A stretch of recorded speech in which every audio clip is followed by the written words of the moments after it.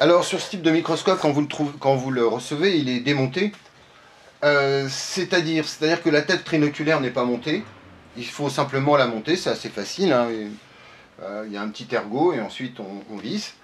On monte aussi la tête de la caméra qui doit se visser très facilement sur la tête trinoculaire. La caméra se monte très facilement également. Alors, le contraste, regardez, vous voyez, ça c'est mon plateau de phase. Il y a deux vis pour les réglages et une vis pour le blocage. Alors, le travail du praticien, vous voyez, ça commence à se démonter.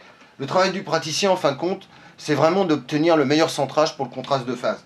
C'est peut-être là où, parfois, pendant un temps, on tâtonne et c'est un peu difficile, parce qu'il faut être centré. Une fois qu'on est centré, faut le baisser pour arriver à l'enlever. Une fois qu'on est centré, on est vraiment bien. On travaille pratiquement, bon, à moins d'un accident, comme vous voyez, voilà un plateau de phase. Il est très simple, mais il est très efficace. C'est-à-dire que la qualité optique est vraiment intéressante. Là, vous avez deux petites manettes de réglage de centrage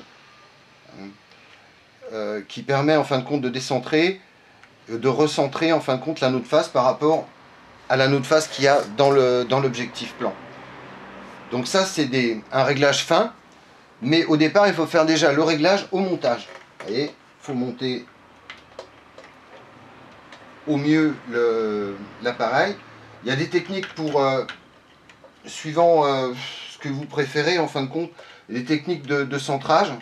Mais il faut vraiment que, bien sûr, l'anneau de phase il soit centré par rapport à l'axe d'abord de tous les objectifs, qui lui restera toujours le même par rapport au revolver de l'objectif. Donc il faut déjà faire ce centrage là, il faut s'y mettre, c'est-à-dire qu'il faut en fin de compte prendre son temps pour régler mécaniquement, pour être au mieux au niveau du centrage. Alors il y a ce qu'on appelle un objectif un télescopique pour vérifier le centrage, mais le meilleur c'est d'enlever carrément un objectif en bino, une lentille en bino, et de petit à petit obtenir quelque chose que je vais vous montrer après avec la caméra. Je vais la déplacer à l'intérieur du